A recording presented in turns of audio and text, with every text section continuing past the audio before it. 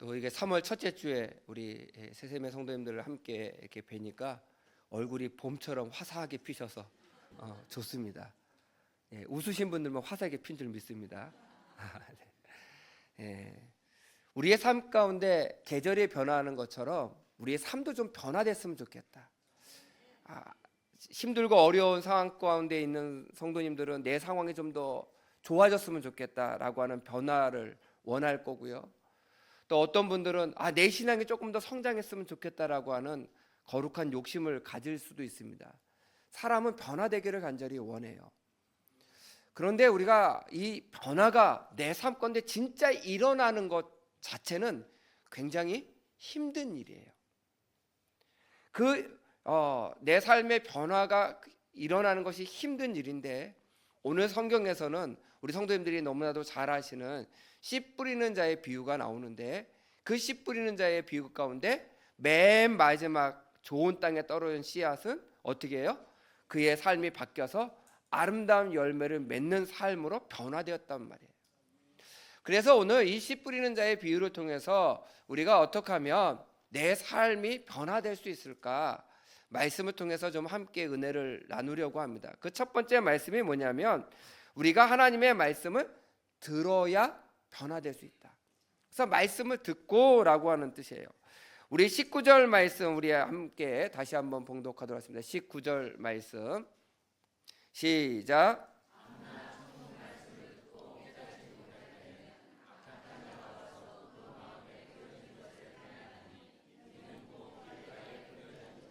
예, 아멘. 이 말씀 처음에 보게 되면 아무나 천국 말씀을 듣고 그렇게 써요.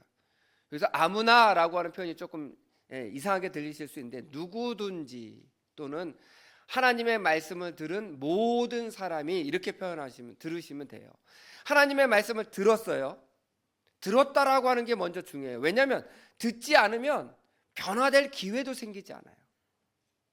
들어야 변화될 기회가 생기는 거예요.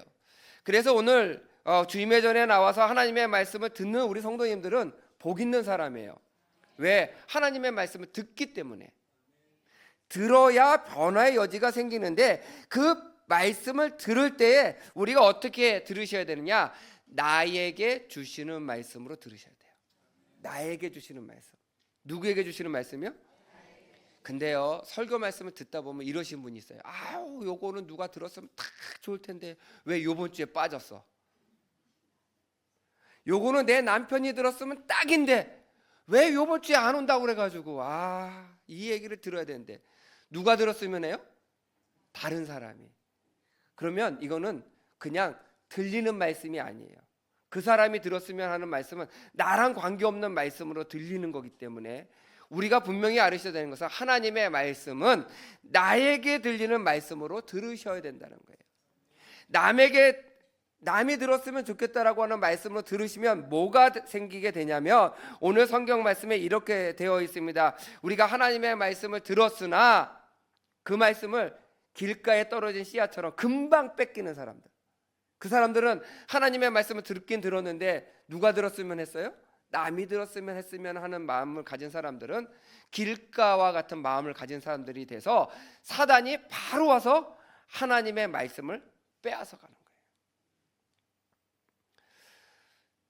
그래서 우리가 이 예배 시간에 하나님의 말씀을 들으려고 애쓰는 모습이 있으셔야 되는데요, 저도 이 목회를 하면서 참 어려운 부분이 하나 있어요. 그게 뭐냐면, 우리 새샘교회는 해당이 거의 안 되는데요, 저는 설교를 하다가 어떤 부분이 있냐면, 저 뒷문이 열려 있으면 설교 집중이 안 돼요. 저 문을 닫아야 되는데, 앞에서는 입으로는 설교를 하고 있는데 마음은 뭐 하고 있어요? 저 문을 누가 닫지? 왜 저 문을 열어놔가지고 이 신경이 쓰이는 거예요. 그러면 예배를 다 드리고 났어요. 설교도 다 했어요. 그 예배를 하나님께서 받으실까요? 아니라는 거예요. 예배 시간에는요, 하나님께 어떻게 하면 내 마음을 드릴 수 있을까? 어떻게 하면 하나님께서 주시는 말씀을 내가 잘 들을 수 있을까? 집중해서 하나님의 말씀을 듣는 모습을 가지셔야 된다는 거예요. 우리 성도님들이 잘 아시는 송명이라고 하는 시인이 있습니다. 잘 아시죠? 대표적인 시로는 복음성가로도 아주 오래전에 유행하였던 나라고 하는 그런 복음성가가 있습니다. 가사를 좀 띄워주시면 좋을 것 같아요. 나 가진 재물 없으나, 나 남이 가진 지식 없으나, 나 남에게 있는 건강 있지 않으나, 나 남이 갖고 있지 않은 것 가졌으니, 나 남이 보지 못한 것을 보았고, 나 남이 듣지 못한 음성 들었으며, 나 남이 받지 못한 사랑 받았고, 나 남이 모르는 것 깨달았네. 공평하신 하나님이 나 남이 가진 것 나 없지만 나 남이 없는 것 갖게 하셨네. 뇌성마비 환자예요. 태어날 때 의사의 실수로 뇌성마비를 얻게 되었어요. 자기 몸조차도 가누지 못하고요. 의사는 오래 살지 못할 거다라고 진단하였습니다. 근데 지금까지 잘 살고 계세요. 하나님의 은혜를 깨달은 계기가 있었는데 몸도 못 가누고 아무것도 할 수 없는 상황에 누워만 있는 상황에 그 부모님이 밖에 나갈 때마다 라디오를 틀어줬어요. 기독교 방송을요. 그러니까 할 일이 없는 거예요. 누워서 뭐만 듣게 되는 거예요. 기독교 방송 라디오만 듣게 되는 거예요. 근데 그 라디오 방송을 정말 1년, 2년, 수년 동안 들었는데 어느 날 갑자기 정말 하나님께서 살아계시는 거구나. 하나님께서 뇌성마비인 나도 사용하실 수 있겠구나. 그런 마음을 하나님의 말씀을 듣는 가운데 마음의 속에 그 마음의 결단이 들더라는 거예요. 그래서 기도했대요. 하나님, 저 뇌성마비로 아무것도 할 수 없는 사람인데 하나님께서 쓰시겠다라고 하면 하나님께 쓰임 받기를 원합니다. 그렇게 기도했어요. 그때부터 하나님께서 성령의 은혜를 부어주셔서 이 성명의 시인에게 시를 쓸 수 있게 만드셨습니다. 처음에는요 입으로 펜을 물고요 시를 쓰기 시작했어요. 지금은 태블릿 PC에 입에다 펜을 물고 쓸 때도 있고 손으로 왼손으로 이렇게 잘 불편하지만 태블릿 PC를 찍어가지고 자기 의사 표현하거나 시를 쓰기도 하는데 그렇게 해서 쓴 책이요 총 28권이에요. 뇌성마비 환자가요. 그리고 그가 발표한 시들의 대부분은요 나 같은 존재도 하나님이 사용하신다. 나 같은 사람도 하나님께서 사용하시기 때문에 여러분들은 더 하나님께서 크게 쓰실 것이다라고 하는 고백을 늘 했다는 거예요. 얼마 전에 제가 이 송명의 시인에 대해서 찾아보다가 보니까 2024년도에 기독교의 한 어떤 방송 매체와 인터뷰를 하는데 그 인터뷰 내용이 제 마음을 움직였어요. 굉장히 큰 충격을 줬습니다. 뭐라고 이야기했냐면 이렇게 이야기했습니다. 한국 교회가 돈밖에 없다. 하나님의 말씀이 있어야지 돈이 있으면 안 된다. 예수님을 따라 살아가야 한국 교회가 살 수 있다. 뇌성마비 환자에게 아무것도 할 수 없는 이 시인이 고백한 고백의 내용이에요. 맞습니다. 하나님의 말씀이 살아있어야 돼요. 그러려면 우리가 어떻게 하셔야 돼요? 하나님의 말씀을 잘 들으셔야 돼요. 들어야 내 삶 가운데 진정한 변화가 있을 줄 믿습니다. 두 번째는 하나님의 말씀을 듣기만 하고 끝나면 안 돼요. 하나님의 말씀을 들은 다음에 우리가 해야 될 일이 무엇이냐면 깨달아야 돼요. 깨달아야 돼요. 깨닫는다라고 하는 것은요 우리가 그 말씀을 깊이 생각하고 내 삶 가운데 어떻게 해요? 적용해 보는 거예요. 제가 개인적으로 굉장히 좋아하는 말씀이 있는데 하박국 2장 2절 말씀입니다. 하박국 2장 2절 말씀 우리 함께 봉독하도록 하겠습니다. 함께 시작.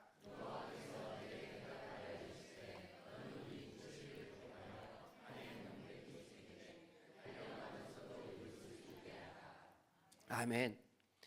하나님의 말씀을 기록해요. 판에 기록하는데 어떻게 하면서도 읽을 수 있게 하라고요? 달려가면서도. 우리 성도 여러분들 제가 이 말씀을 가지고요 한번 해본 적이 있어요. 제가 손에다가 성경 말씀 한 구절을 써가지고요 달려가면서 읽어봤거든요. 안 읽혀요. 한번 해보세요. 막 달려가는데 이게 여기 손바닥에 쓴 성경 말씀이 읽히겠어요? 근데 오늘 하나님이 불가능한 일을 하라고 하시는 건 아니잖아요. 판에 새기래요. 판에 새기는데 그 판에 새기는 그 글씨가 달려가면서도 읽을 수 있게. 그래서 어떻게 하면 달려가면서도 읽을 수 있을까 제가 고민을 해봤는데 딱 은혜를 주신 게 있어요. 그게 뭐냐면 암송하고 있는 말씀은 보이더라고요. 암송하고 있는 말씀은 손바닥에 썼지만 내가 모르는 말씀은 안 보이지만 암송하는 말씀을 이렇게 보면서 아 이게 이 말씀이구나. 제가 만약에 운전을 하고 가는데요, 저희 가족들하고 같이 운전하고 가는데 갑자기 가족들이 이러는 거예요. 와, 저 산 너무 이쁘지 않아요? 막 이래요. 그럼 제가 운전하다가 슬쩍 볼 수는 있겠죠. 자세히 볼 수는 없어요. 자세히 보다가 큰일 나죠. 그런데 간판에 글씨를 보는 것, 주위 풍경을 보는 것 제대로 보려면 중단해서 운전을 중지하고 휴게소에 세워서 보면 자세히 볼 수 있지만 달려가면서 운전하면서 보기는 쉽지 않다는 거예요. 그런데 우리가 아는 말씀은 어떻게 해요? 달려가면서도 쉽게 볼 수 있다는 거예요. 우리가 깨달으려면요, 하나님의 말씀을요 깊이 암송하셨으면 좋겠어요. 깊이 암송하셨습니다. 그리고 그 암송한 말씀을 깊이 묵상하시기를 부탁을 드립니다. 오늘 20절과 23절 말씀에 두 군데 보면 이렇게 되어 있습니다. 20절에 돌밭에 뿌려졌다는 것은 말씀을 듣고 즉시 기쁨으로 받되 이렇게 되어 있고요. 23절에는요 말씀을 듣고 깨닫는 자니 이렇게 되어 있어요. 말씀을 듣고 깨닫는 자니. 기쁨으로 받는 말씀, 깨달음으로 받는 말씀은요 가슴에 새겨지게 돼요. 제가 전에 생일이 되었었는데요,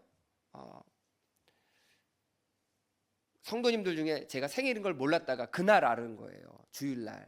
그래서 이분이 저에게 뭐라도 선물을 해주고 싶으셔가지고 본인 가방을 막 제 앞에서 뒤지시는 거예요.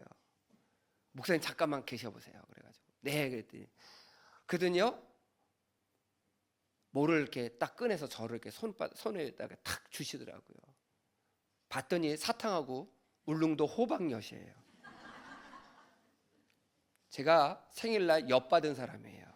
엿을 선물로 받은 사람이에요. 제가 기분이 나빴을까요? 좋았을까요? 엿 받았는데요.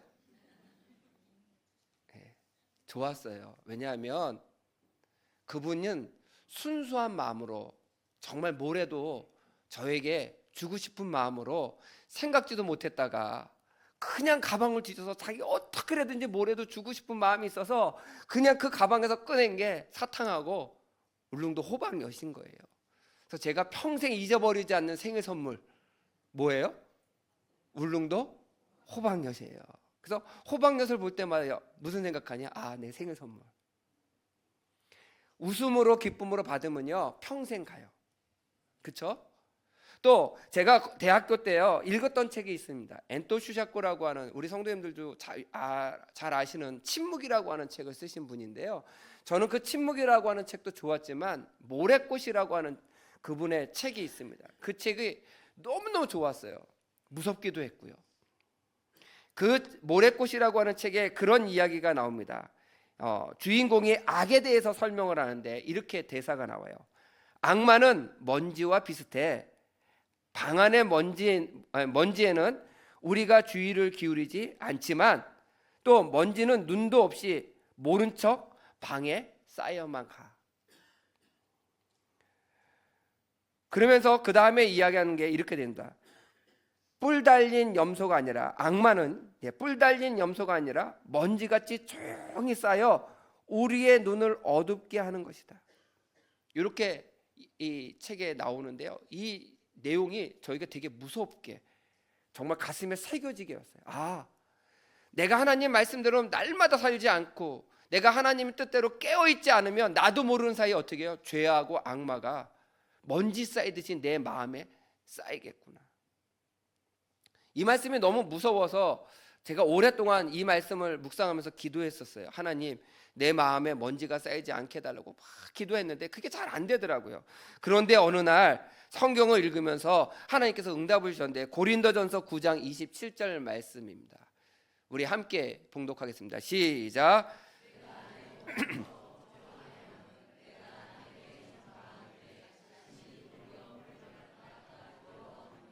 아멘. 사도 바울이 이렇게 합니다. 내가 내 몸을 쳐서 복종하게 한다는 거예요. 왜냐하면 나중에 하나님의 구원을 못 받을까 봐 두려워서. 사실은 우리 사도 바울 하면 성경의 가장 위대한 인물들 중에 하나 아닙니까? 정말 목숨을 걸고 복음을 전했고요. 나중에 순교까지 한 순교자입니다. 그런데 사도 바울이 고백하는 거예요. 그의 삶 속에서 내가 날마다 하나님의 말씀으로 내 자신을 뒤돌아보지 않으면 나는 죄 가운데 빠질 수 있는 사람이야 라고 고백하는 거예요. 제가 그 말씀을 묵상하면서 사도 바울도 그랬구나. 나만 그런 마음을 가진 게 아니라 사도 바울도 그랬구나. 그래서 아침에 우리가 하나님께 간절히 기도하는 것, 새벽에 나와 기도하는 것, 또는 아니면 새벽에 나와서 기도하지 못하더라도 아침에 눈을 뜨자마자 일어나서 하나님, 내 하루의 삶을 하나님께서 지켜주세요. 내 마음에 죄라고 하는, 악이라고 하는 먼지가 쌓이지 않게 해주세요. 이렇게 기도할 수 있는 성도가 되셔야 돼요. 그렇게 기도할 수 있는 성도가 될 때 우리의 마음에 하나님의 말씀이 새겨지고 암송되어지고 그 말씀으로 깨달아짐으로 말미암아 하나님께 영광 돌릴 수 있는 성도가 될 줄 믿습니다. 그래서 깨닫는 자가 되셔서 하나님의 말씀과 은혜를 누리는 성도가 되시기를 간절히 부탁드립니다. 마지막으로는 우리가 하나님의 말씀을 듣고요, 깨달았고요, 그 다음에 어떻게 하셔야 되면 견디셔야 돼요. 견디셔야 돼요. 저는 견디다라고 하는 말도 좋지만 제가 좋아하는 단어가 있어요. 버티세요. 버티세요. 버티는 자가요, 이기는 자예요. 오늘 성경 말씀도 보게 되면 이렇게 되어 있습니다. 오늘 21절과 22절 말씀 함께 봉독하도록 하겠습니다. 21절과 22절 말씀 시작.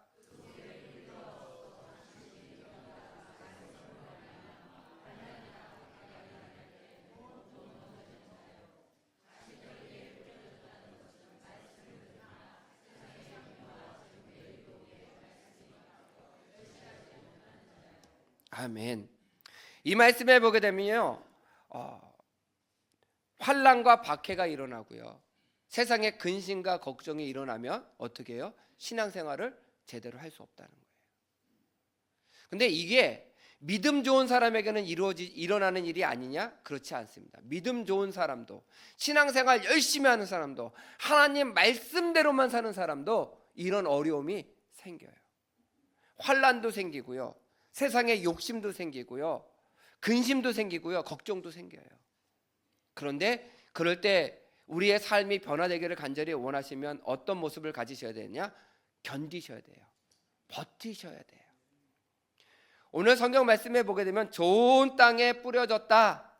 그러니까 좋은 땅에 뿌려졌으니까 이 좋은 땅에 뿌려진 씨앗은 문제될 게 없을 것 같잖아요. 그렇지 않습니다. 비가 늦게 올 수도 있고요, 해가 안 날 수도 있고요, 병충해가 올 수도 있는 거예요. 여러 가지 어려움이 있지만 그 어려움을 잘 견뎌낸 그 식물들만 아름다운 열매를 맺을 수 있는 거예요. 아주 오래전의 일입니다. 2011년도에요 KBS 연예대상에 코미디 여자 부분에 우수상을 수상한 신보라라고 하는 개그 우먼이 있어요. 그때 수상 소감을 이렇게 이야기했습니다. 저에게 있어 자랑할 만한 것은 십자가에서 흘리신 예수님의 피밖에 없습니다. 하나님께 모든 영광을 올려드립니다. 이렇게 수상 소감을 이야기했어요. 그리고 나서 방송에 별로 나오질 못했어요. 좀 나오긴 했지만 이 당시에 인기가 가장 많이 있었을 때인데 이 고백을 하고 나서요, 방송국에서 별로 부르질 않았어요. 인터넷상에서는요 엄청난 비난이 쏟아지기 시작했습니다. 기독교인들은 그 수상 소감으로 은혜를 받았다고 하는 사람들도 있었지만 대부분의 사람들은 그 신보라를 비판하는 그 글들을 엄청나게 썼어요. 그래서 어떤 이야기까지 있었냐면 비호감 연예인 1위로 뽑았어요. 재수가 없다는 거죠. 그 이유가 뭐예요? 예수의 보혈의 피밖에 없다, 이렇게 고백했다. 이 신보라라고 하는 이 개그우먼은요, 이 개그우먼들 사이에, 개그맨들 사이에 믿음이 가장 좋은 사람으로 소문났던 사람이에요. 그 바쁜 방송 중에도 기도하는 일이나 성경 공부하는 일에 빠짐없이 열심히 했다고 합니다. 그런데 어려움이 생겼어요. 방송국에서 불러줘야 생활을 할 수 있는데 불러주지 않기 시작한 거예요. 그래도 다행히 얼마 전에, 몇 년 전에 캐나다에서 이민을 가서 거기서 결혼해서 잘 살고 있다, 얼마 전에 자녀를 낳았다라고 하고 또 기독교 방송에 나와서 간증한 간증도 제가 들었었습니다. 2011년도에 그런 소감을 발표하고 2023년도에 2022년도인가요? 처음 자기의 일상을 SNS에 처음 오픈했어요. 10몇 년 동안요, 누가 어떻게 사는지도 관심도 주지 않고 그가 살아갔어요. 그러나 신앙 안에서 끝까지 견디고 버텼어요.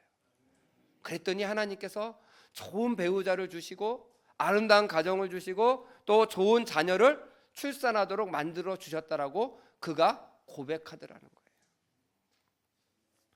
우리의 신앙이요, 살다 보면 어렵고 힘든 일이 있을 때가 많습니다. 우리 성도 여러분들 어떻게 하세요? 다 편안하십니까? 걱정거리가 하나도 없으세요?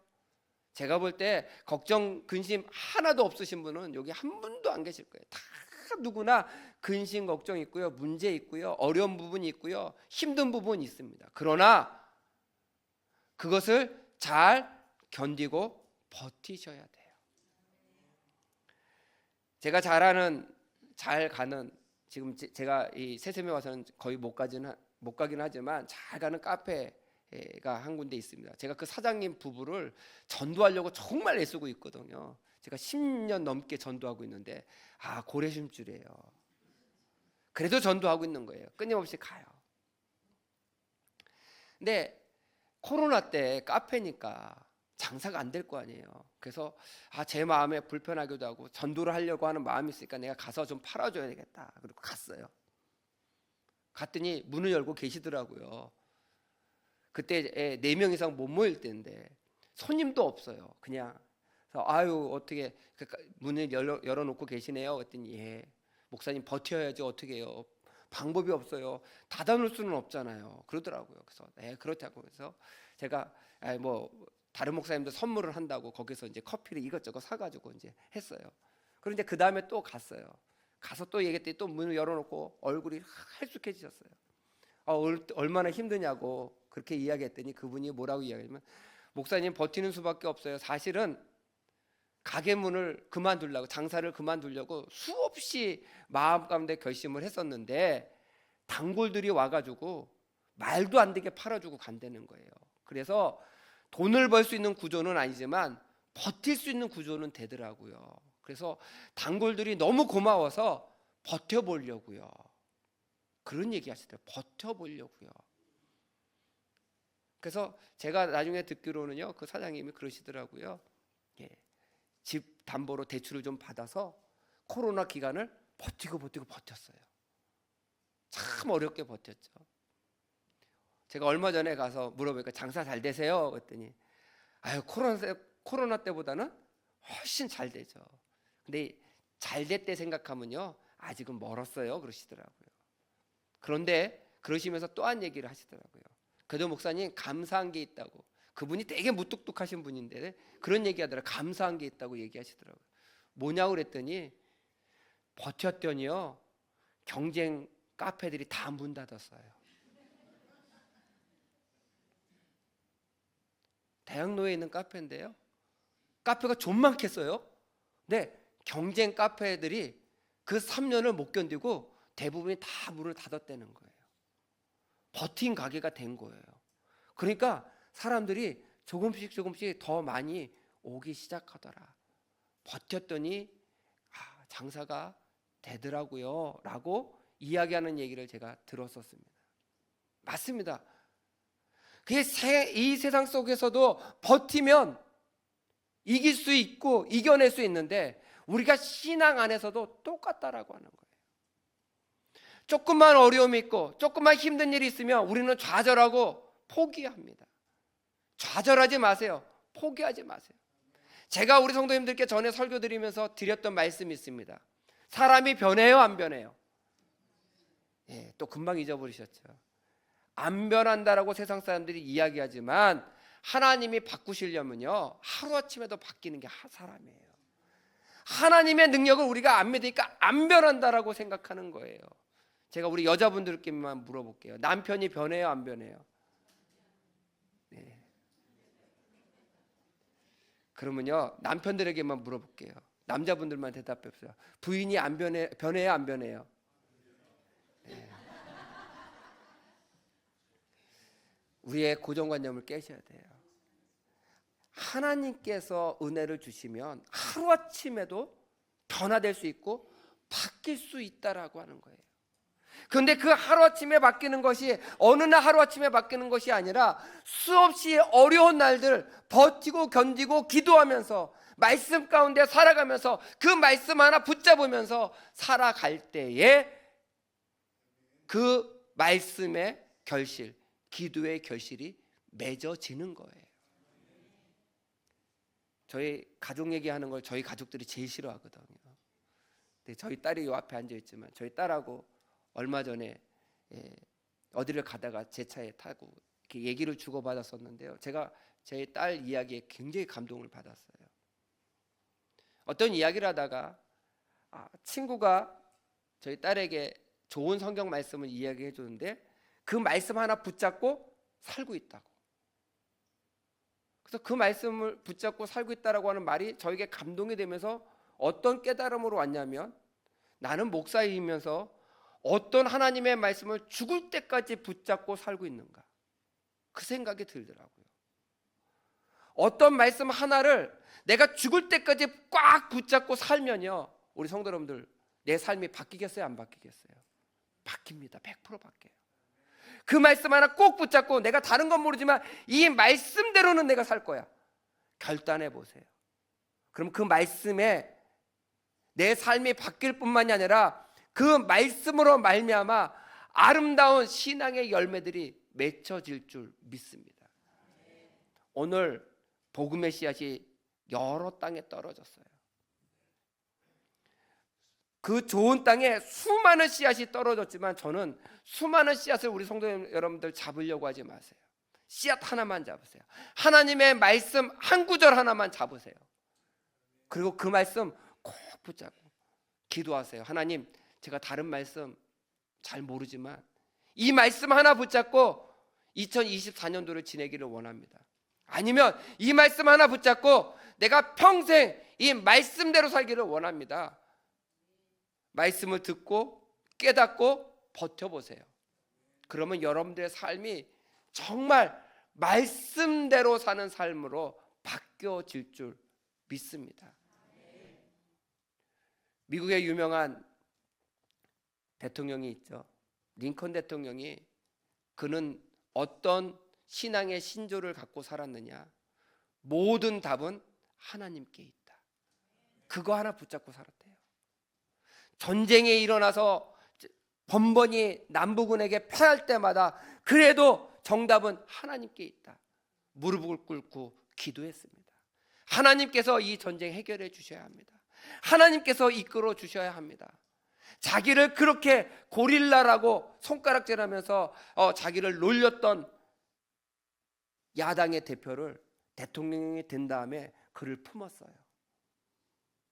나중에 가장 링컨을 존경하고 도와주는 사람이 그 사람이 되었어요. 그렇게 할 수 있었던 이유가 뭐예요? 하나님께서 모든 것을 하실 수 있다. 내가 하나님만 붙잡고 살아야 돼. 모든 해답은 하나님께 있다. 바로 이런 것처럼 우리 새샘의 성도님들도 내 삶 가운데 하나님의 말씀 하나 꼭 붙잡고 어떠한 어려움 가운데서도 어떠한 고난 가운데서도 흔들리지 않고 그 말씀 꼭 붙잡고 사셔서 그 말씀의 아름다운 열매, 오늘 성경 말씀처럼 30배, 60배, 100배 열매를 맺으시는 우리 새샘의 성도가 되시기를 간절히 축원드립니다.